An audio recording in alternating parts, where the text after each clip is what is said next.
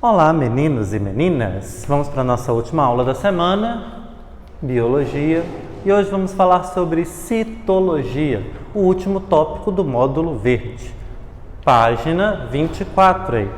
Citologia nada mais é do que o estudo das células. Células que são a unidade básica das formas de vida, são as nossas representações básicas. Todo ser vivo é composto por células. E aí, nós sabemos que existem duas classificações de células. A célula procariota, que vocês podem observar aqui, e a célula eucariota, que a gente vai ver daqui a pouco. A célula procariota, ela é a célula mais simples. A gente estudou ela logo no inicinho do ano, módulo vermelho, quando nós falamos sobre os seres unicelulares, o reino Monera. As células procariotas estão presentes apenas nas bactérias e cianobactérias. São os únicos seres vivos aí no nosso mundo que são compostos de células procariontes, células procariotas, né? Normalmente eles são unicelulares, o corpo deles é uma única célula, essa célula mais simples que não possui tantas organelas. Hoje nós vamos falar um pouco mais sobre a célula eucariota, a célula eucarionte, que é a célula mais complexa, né? Ela se divide aqui em duas formas, a célula eucariota animal e a célula eucariota vegetal. Existem algumas diferenças entre essas células. Essas células, ambas, animal e vegetal, são células mais complexas, o próprio desenho delas já demonstra isso para vocês, porque elas possuem uma quantidade muito maior de organelas celulares.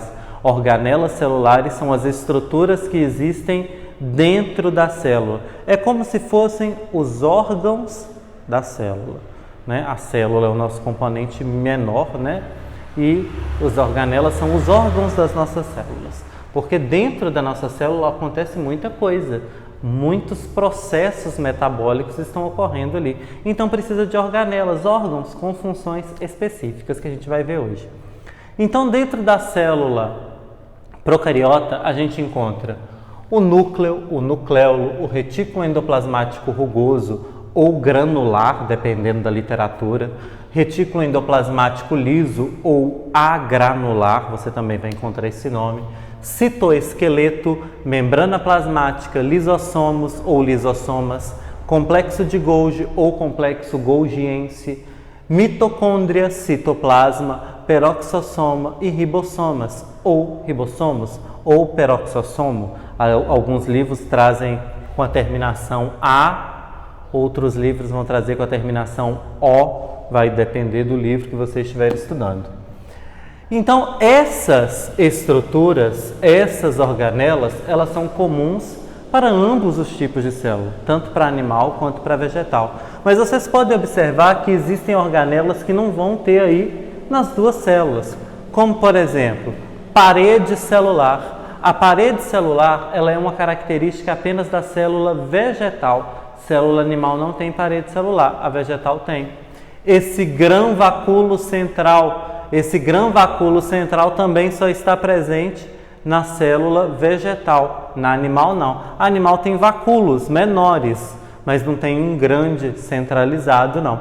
Cloroplasto, o cloroplasto também é uma característica das células vegetais. Centríolos, centríolo é uma característica da célula animal, a vegetal não tem centríolo. Então, essa é a célula eucariota, uma célula complexa para seres vivos de forma de vida mais complexa, os animais e as plantas, seres mais desenvolvidos, com sistemas internos mais complexos. Então, precisa aí de uma célula com mais estrutura, com mais capacidade, com mais funções aí para poder suprir as necessidades desse organismo. Aqui a gente fala sobre uma das estruturas principais da célula, que é a membrana plasmática. O que é a membrana plasmática? A membrana plasmática é a membrana que envolve a célula. É uma membrana formada por uma bicamada, uma camada dupla, que eu estou dando um zoom nela. Então ela tem uma camada externa e uma camada interna. Essas bolinhas brancas aqui são chamadas de fosfolipídios. são lipídios, gorduras em sua estrutura química. Então, é uma bicamada fosfolipídica com algumas proteínas de transporte,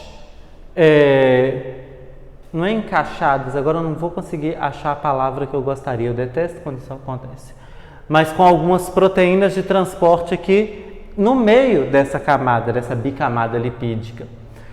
A membrana plasmática, né, essa questão de camada lipídica, proteína, isso vocês vão ver com mais riqueza de detalhes no ensino médio, então não vou me aprofundar aqui. O que eu gostaria de tocar aqui, que é um ponto muito importante, é numa característica muito especial que a membrana plasmática possui, que é a chamada permeabilidade seletiva. Essa membrana plasmática possui essa característica.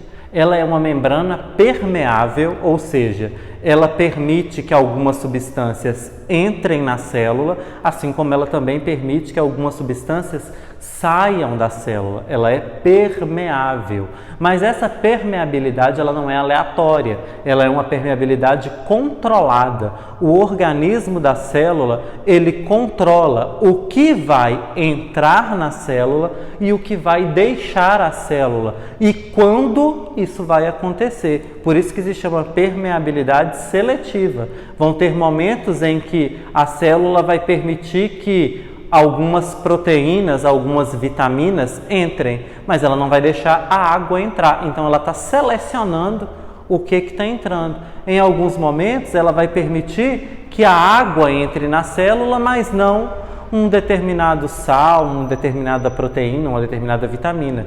Então ela seleciona o que entra e o que sai da célula em determinados momentos. Essa entrada e saída de substâncias da célula é chamada de transporte.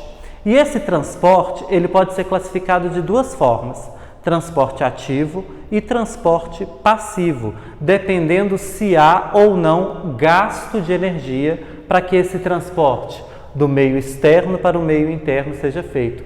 Se a célula precisa gastar energia para colocar alguma substância para dentro ou para expulsar alguma substância, se ela gasta energia para isso, a gente chama de transporte ativo. Agora, se ela não gasta energia, se essa substância entra naturalmente ou sai da célula naturalmente, sem que haja um gasto energético, a gente chama de transporte passivo. A membrana plasmática da célula animal, ela é assim, totalmente exposta, e ela é a única camada que existe dividindo o meio interno da célula com o meio externo, com o ambiente externo ali fora da célula. Agora, quando a gente fala de outros tipos de seres vivos, como fungos, plantas, qual que é o outro grupo que cita aí? Ai, gente, perdi aqui o negócio, eu estou falando aqui, não estou olhando na apostila. Bactérias, achei. Bactérias, fungos ou plantas, essa camada chamada membrana plasmática, ela ainda possui uma proteção externa. Observa aqui, olha, quando eu mostrei para vocês a célula animal e a célula vegetal, que a célula vegetal ela é toda estruturadinha, porque ela possui uma camada externa à membrana, chamada parede celular. Então, algumas células, as vegetais, as células bacterianas, as células fúngicas, elas possuem uma parede celular que vai ser de um determinado tipo de substância, dependendo do que estivermos falando. Essa aqui, olha, é uma membrana plasmática de uma bactéria. E observa que aqui, acima da membrana plasmática, existe uma parede celular, olha, que é até mais grossa, né, do que a membrana plasmática. Essa parede celular ela tem a função de proteger a célula bacteriana. No caso das bactérias, a parede celular ela é composta de peptidoglicanos, que são compostos aí, bioquímicos que vocês estudarão mais para frente, não vamos entrar nesse mérito. Mas então, a célula bacteriana ela tem a membrana plasmática, assim como a célula animal, tá? Desse mesmo jeitinho, só que fora, protegendo a membrana, ainda existe essa parede celular, uma proteção extra. Porque a bactéria, normalmente, ela é uma célula só, né? Então, é só aquela célula.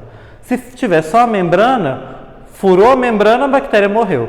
Então, ela tem a parede celular para protegê-la ali, para dar mais resistência a ela. A célula fúngica, ela vai possuir a membrana plasmática aqui embaixo e acima da membrana plasmática uma parede celular bem espessa quando você compara com a membrana plasmática, né? Porque olha só aqui, ó, membrana plasmática e parede celular, muito maior. A parede celular das células fúngicas, ela é composta de, principalmente, né, a substância principal é a quitina. A quitina é a estrutura básica da parede celular das células fúngicas, que vai ter a mesma função, tá? Proteger a célula e dar uma resistência a mais para ela.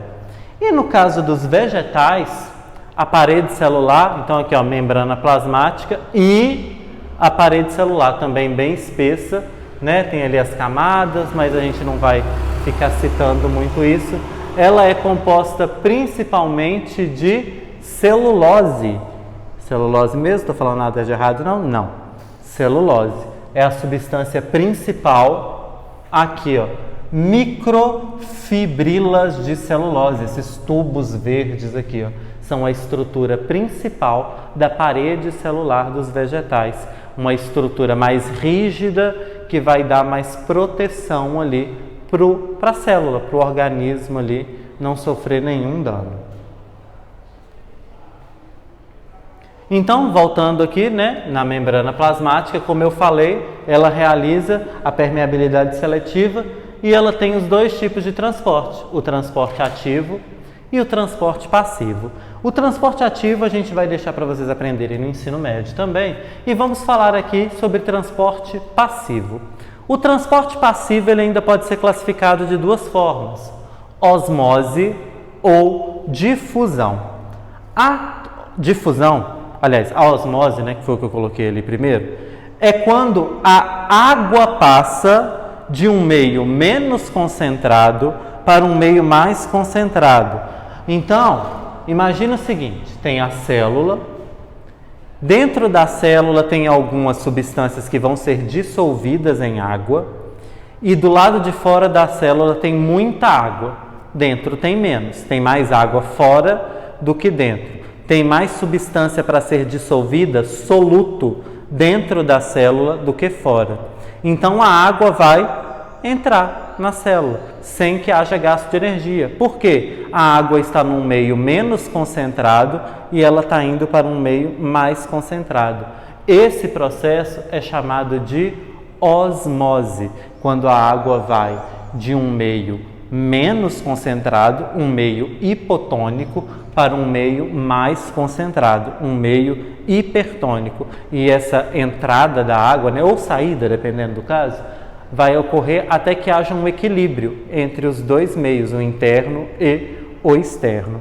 A difusão é quando acontece a passagem do soluto. Então agora é a substância que vai ser dissolvida na água. Quando ela vai de um meio hipertônico, mais concentrado, para um meio hipotônico, um meio menos concentrado, até alcançar também o equilíbrio. Esse processo aí de difusão é o processo, por exemplo, que ocorre aí na troca de gás carbônico por oxigênio nos alvéolos pulmonares e também como as briófitas e pteridófitas lá fazem o aliás, só briófita, pteridófita não. Como as briófitas fazem o transporte de nutrientes, porque lembra que as briófitas não têm vaso condutor de seiva, elas não têm xilema e floema, então o nutriente passa de uma célula para outra por difusão. Correto? Aqui eu coloquei uma imagem, olha, para ilustrar aqui. 3 situações, 3 meios. O meio isotônico, o meio hipotônico e o meio hipertônico.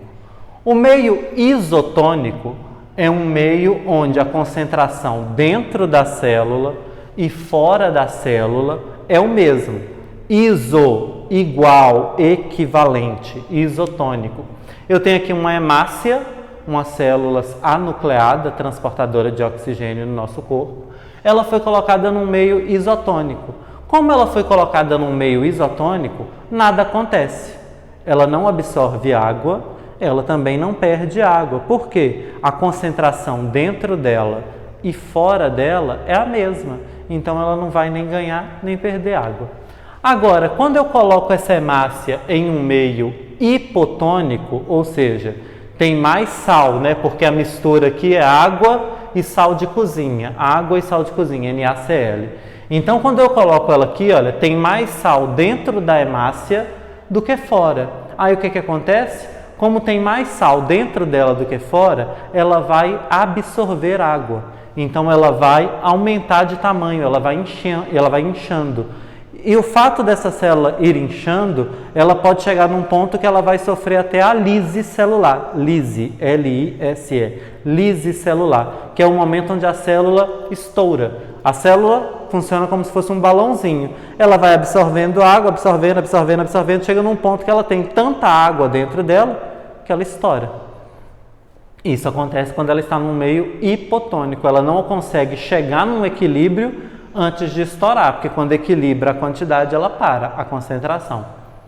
E aqui foi colocada a hemácia no meio hipertônico, ou seja, tem mais sal fora da célula do que dentro. Aí, nesse caso, ela vai murchar, ela vai perder água. A água que está dentro dela vai sair para o ambiente, ali para o tubo de ensaio, e ela vai ficar murchinha, porque ela vai perder água.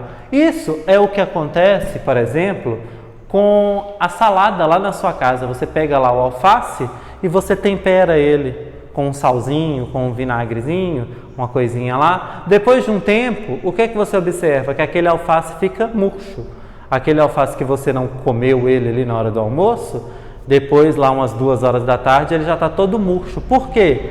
Porque a folha de alface perdeu água. Tinha mais sal fora do alface do que dentro da célula do alface. Então as células do alface vão perdendo água e aí elas acabam ficando murchas, né? A célula, a folha em si, que é composta de células, ela fica com aparência de murcha, porque a célula perdeu água aí para entrar em equilíbrio com o meio onde ela estava vivendo. Então no meio isotônico a célula se mantém igual. No meio hipotônico a célula absorve água, ela vai inchando. E no meio hipertônico, a célula perde água, ela murcha, ela vai ficar toda murchinha, parecendo um maracujá de gaveta. Seguindo aí para a próxima organela celular, o citoplasma. O que é o citoplasma? O citoplasma, ele é a parte interna da célula. Então eu tenho aqui essa membrana, que é a membrana plasmática, que a gente acabou de ver. E dentro da célula a gente tem um monte de coisa. Esse monte de coisa é que se chama citoplasma.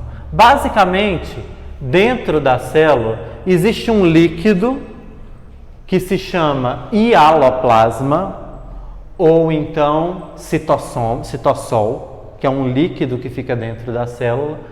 E ali, misturado naquele líquido, flutuando ali naquele líquido, ficam as várias organelas celulares, como, por exemplo, as mitocôndrias, os centríolos, vacúolos, lisossomos, retículo endoplasmático rugoso, retículo endoplasmático liso, ribossomos, complexo de Golgi. Tudo isso faz parte do citoplasma da célula. Todas essas organelas e o líquido, o hialoplasma. E aqui, né, separadamente, nós temos o núcleo, que é uma parte separada da célula. É como se fosse o cérebro da célula. Bom, resumidamente, tem aí na apostila de vocês, na página 25, na página 25 não, na página 25, tem uma tabela com todas essas organelas e suas respectivas funções. E eu coloquei aqui também, olha, uma tabela com essas organelas. Essa tabela aqui está até um pouco mais completa do que essa da apostila de vocês. Então aqui eu tenho o nome da organela, a função principal dela, lembrando que existem outras, mas aqui eu tenho a mais importante, e aqui a presença ou ausência na célula animal, na vegetal e na bactéria. A primeira, lá em cima, olha, é a membrana plasmática. O papel da membrana plasmática é definir o limite entre o meio intra e extracelular, dentro e fora da célula. Seleciona a entrada e a saída de substâncias e protege o conteúdo celular. A membrana celular ela está presente na célula animal, ela está presente na célula vegetal e ela também está presente na célula bacteriana. A segunda organela ali, olha, é a parede celular. A parede celular ela confere proteção e resistência à célula vegetal. Então, como até a descrição já falou, olha, ela não está presente na célula animal, ela está presente na vegetal e na bacteriana. A carioteca ela delimita o núcleo e protege o material genético. Carioteca é a membrana que protege o núcleo. É a membrana nuclear. Aqui está sendo chamado de membrana nuclear. Membrana nuclear é o mesmo que carioteca. Então, delimita o núcleo e protege o material genético. Ela está presente no animal, ela está presente no vegetal, ela não está presente na bactéria. Por quê? A célula bacteriana é uma célula procariota, não tem núcleo. Então, se não tem núcleo, não vai ter carioteca. DNA. O DNA, ele garante aí a hereditariedade e a síntese de proteínas. O material genético das nossas células é o que vai garantir a hereditariedade, a passagem de características de uma geração para outra. Está presente no animal, no vegetal e na bactéria.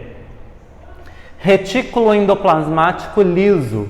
O retículo endoplasmático liso, ele é responsável pela síntese de lipídios no nosso organismo. Está presente no animal, no vegetal, na bactéria não. Retículo endoplasmático rugoso, ele sintetiza proteínas. Então o liso sintetiza lipídio, o rugoso proteínas. Também está presente no vegetal e no animal e não na bactéria. Ribossomo atua na síntese de proteínas também e ele está presente no animal e no vegetal. Vacúolo, ele atua no armazenamento de substâncias. O vacúolo não existe em célula animal, ele só existe em célula vegetal, tá bom? Complexo de Golgi, ele faz o armazenamento e secreção de substâncias, ele faz síntese de glicoproteínas e ele também forma os lisossomos e ele está presente apenas nas células animais. Lisossomos, que são produzidos no complexo de Golgi, eles fazem a digestão intracelular, digerir as substâncias dentro da célula. É papel dos lisossomos que estão presentes na célula animal. Mitocôndria atua na respiração celular e produção de energia, também está presente no animal e na vegetal. Cloroplasto, responsável pela fotossíntese. Se é responsável pela fotossíntese, está presente só na vegetal e nas cianobactérias, tá? Elas não estão aqui, mas cianobactéria também tem cloroplasto, né? Porque tem clorofila. Centríolo atua na divisão celular e formação de cílios e flagelos, presente apenas na célula animal. Peroxossomo atua na decomposição da água oxigenada, só está presente na célula animal. E mesossomo na divisão celular e respiração celular, presente no animal e na vegetal. Então aqui a gente tem as organelas celulares e suas principais funções aí dentro da célula e a sua presença ou ausência em respectivos tipos de célula. Histologia humana. Histologia humana é o ramo da ciência, o ramo da biologia, que estuda os tecidos que compõem o corpo humano. O corpo humano ele é formado basicamente por 4 tipos de tecido. O tecido epitelial, o tecido conjuntivo, o tecido muscular e o tecido nervoso. Todo o nosso corpo, órgãos, tudo que existe no nosso corpo é formado por um desses 4 tipos de tecido aqui. Primeiro vamos falar sobre tecido epitelial. O tecido epitelial ele é formado por células regulares, ou seja, as células são todas iguaizinhas, justapostas, tá uma do ladinho da outra, e ele é um tecido avascularizado, ele não tem alimentação ali por vasos sanguíneos ou sistema linfático, nada disso. A vascularização ela é feita de forma secundária, o tecido que está abaixo dele é que vai fornecer nutrientes para ele. Então aqui eu tenho aqui uma imagem, né? Aqui é ótimo. Aqui eu tenho uma imagem de exemplos de tecido epitelial, um epitélio simples. Então, olha, as células são todas iguais, ó. Cada pedacinho aqui é uma célula. Aqui eu tenho um epitélio estratificado, 2 camadas de célula. E aqui, pseudoestratificado, a forma ali. Vocês podem observar que a célula está uma do ladinho da outra. Não existe nada entre uma célula e outra. Elas estão ali grudadas. O tecido epitelial, ele é um tecido principalmente, o papel principal dele é o revestimento. Ele forma a nossa pele e também todo o revestimento interno do nosso corpo é feito de tecido epitelial. Então aqui dentro das cavidades, aqui é boca, nariz, os tubos aqui digestivos, os nossos órgãos são todos revestidos de tecido epitelial. Deixa eu ver aqui se tem mais alguma coisa que eu ainda não falei. Eles têm alta capacidade de renovação. As células estão em constante renovação. Por isso que às vezes a gente dá uma descascadazinha, né? Isso é o quê? Tecido morto, célula morta que a gente está liberando porque outras células estão ocupando aquele lugar ali. Eles têm alto poder de absorção e percepção sensorial, né? A sensibilidade, ó, tocou aqui no braço, a gente sente, porque eles têm um bom sistema sensorial. Aí. Eu tenho 2 tipos de tecido epitelial. O tecido epitelial de revestimento, como eu falei, e o tecido epitelial glandular, que são os tecidos que vão formar as glândulas. Glândulas endócrinas, que não ficam expostas para o meio externo, ou glândula exócrina. As glândulas, elas vão produzir secreções aí que vão ser liberadas dentro do nosso corpo mesmo, ou então para fora do nosso corpo. Mas tecido de revestimento e tecido glandular é tudo tecido epitelial, correto?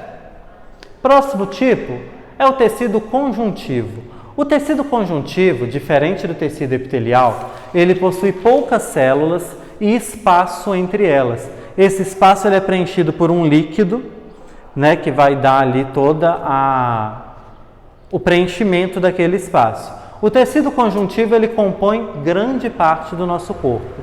E ele pode ser subdividido nesses aqui, ó. Tecido conjuntivo propriamente dito, e aí a gente tem o frouxo e o denso.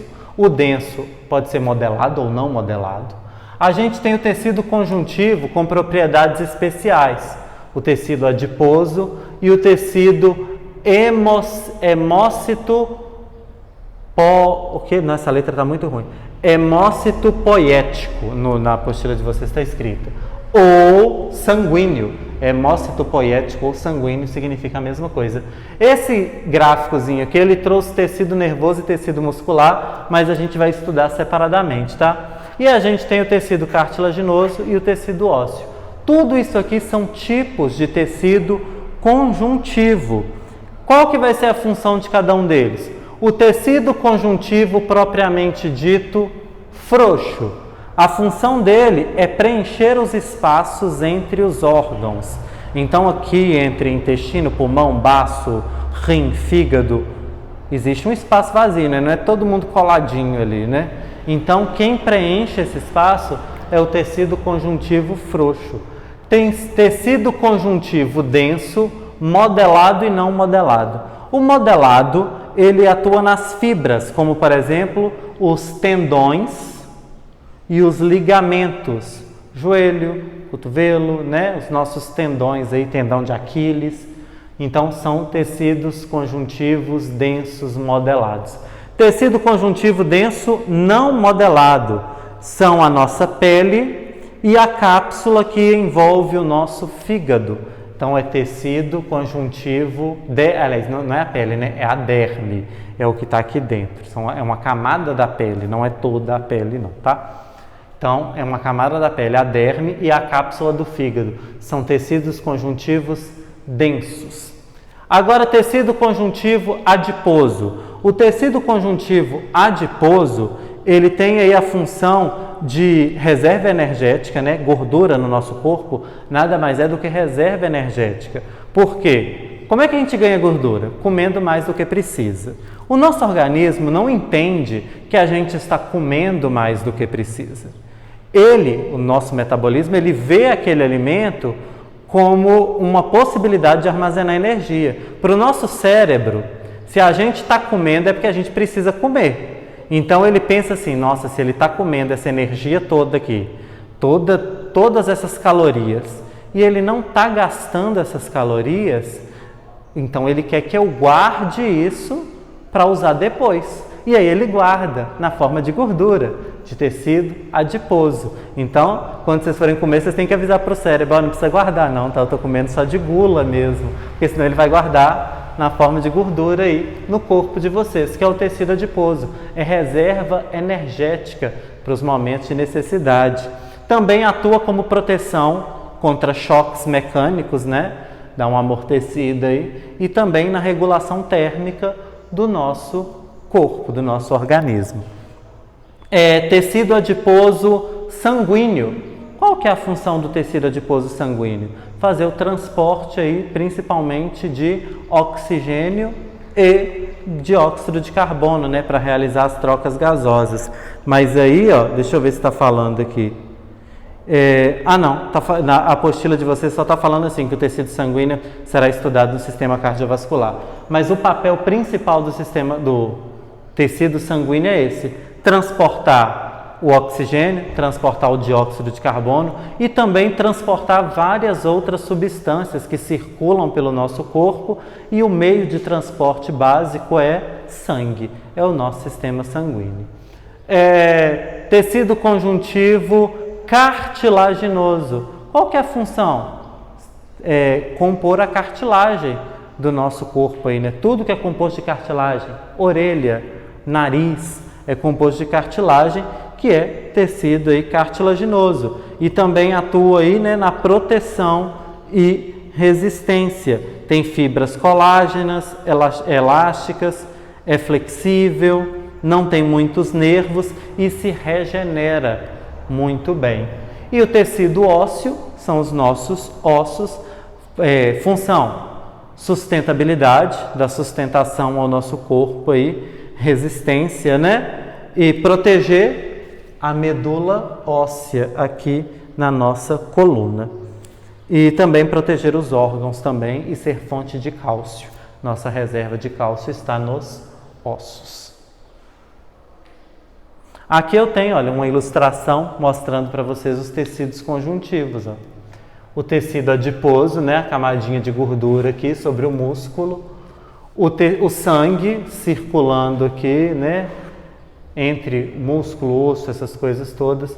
O tecido conjuntivo fibroso, que são as fibras que ficam aqui entre músculo e osso, né, para não ter choque.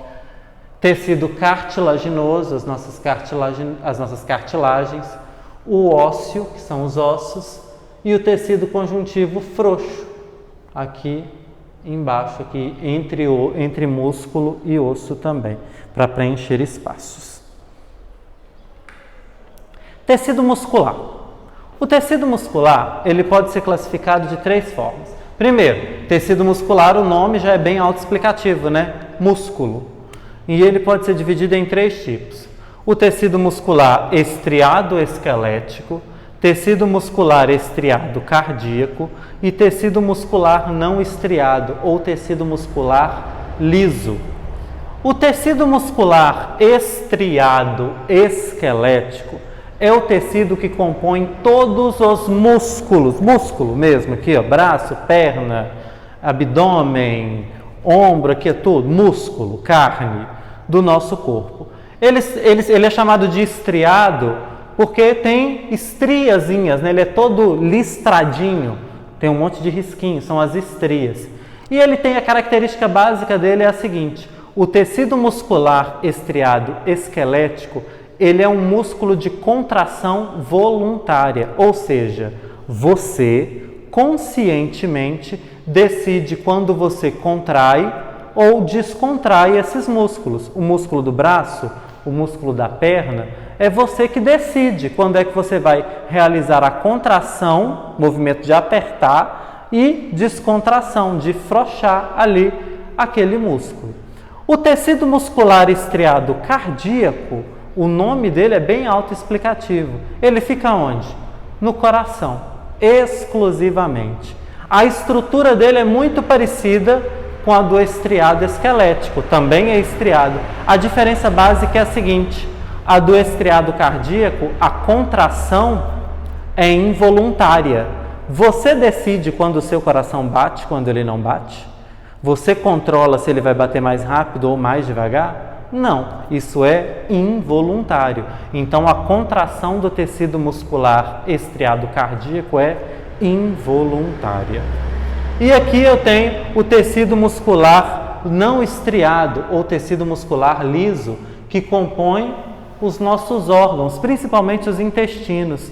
Eles não têm estrias, né? As células são lisas e a contração deles é involuntária. Os movimentos peristálticos que o nosso intestino realiza, não é a gente que controla. A gente não decide qual parte do nosso intestino que vai se contrair. Não, isso acontece aqui no nosso sistema digestório sem que a gente nem perceba, para poder contrair aí e realizar a digestão, a passagem aí do alimento, né, por toda a quilometragem aí do nosso intestino até ser eliminado. Então, esses são os 3 tipos de tecido dentro de tecido muscular. E para encerrar aí, o tecido nervoso. O tecido nervoso, ele é composto basicamente por uma célula. Existem outras células, mas a célula principal são os neurônios. Está aqui o nosso representante, a estrela desse tecido. O tecido nervoso, né? Cérebro e medula espinhal.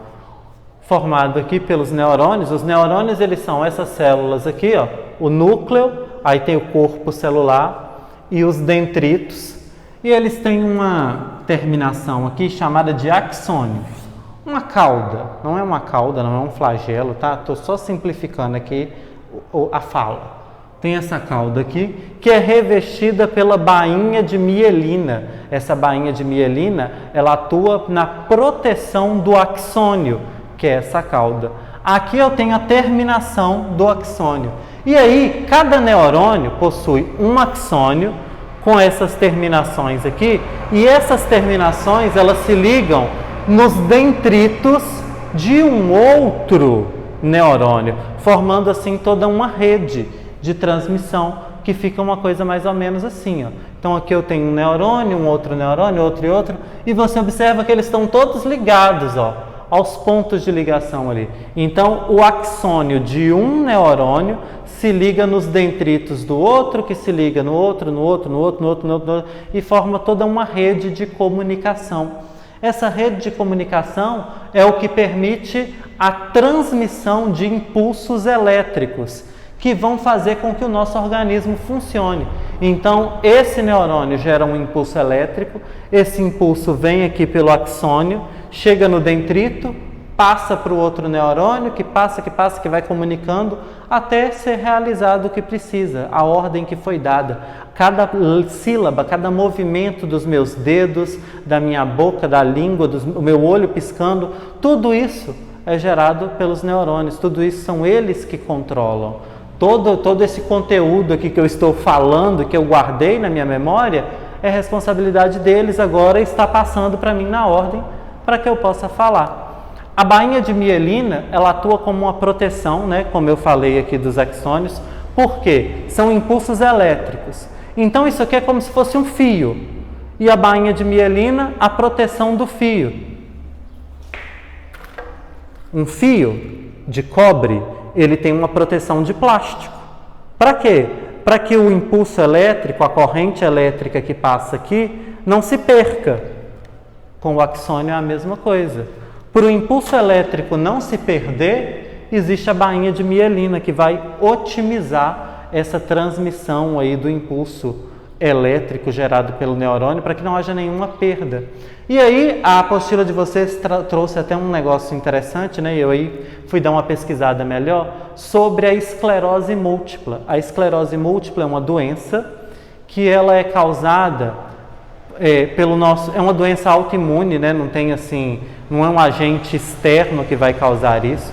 Como é que funciona a esclerose múltipla?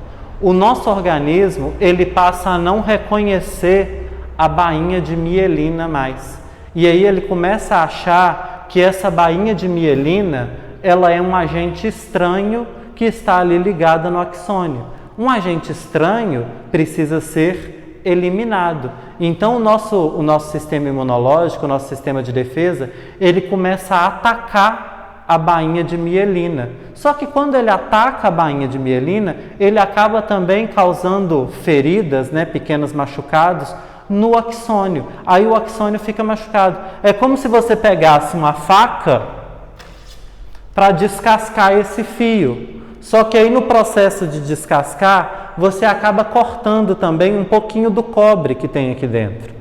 Então você vai gerando pequenos machucados nesse fio. Esse fiozinho machucado, ele já não vai transmitir mais o impulso elétrico tão bem quanto ele transmitia antes, quando ele estava saudável. E aí, como não transmite tão bem, a pessoa começa a ter perda de memória, a pessoa começa a perder o controle começa com perda de memória e vai avançando, aí não consegue mais falar, não consegue mais se mover. Então a esclerose múltipla, ela é gerada assim, através do ataque do nosso sistema imunológico na baía de mielina, que vai causar toda essa perda aí do controle, né, dos impulsos elétricos aí de um neurônio para o outro. Bom, com isso, deixa eu ver aqui se eu falei de tudo. Falei. Com isso a gente encerrou o módulo verde. Falamos aqui de todas as coisas. E eu vou deixar um deverzinho para vocês. Deixa eu só voltar aqui numa tela mais clara, porque eu estou muito no escuro. Vou deixar aí para vocês as últimas questões do módulo verde. Eu quero que vocês façam, vou até escrever aqui no quadro também. Deixa eu achar aqui. Você acende a luz para mim, por favor? Só para eu escrever aqui.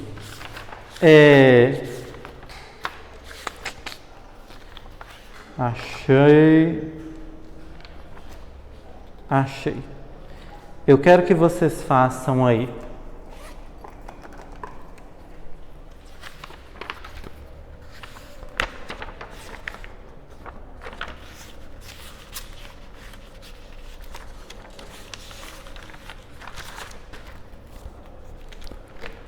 Página 33,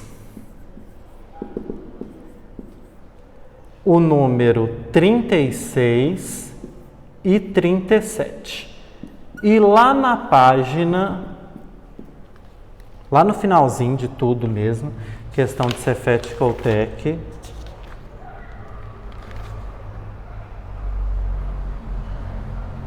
eu quero que vocês façam na página 45,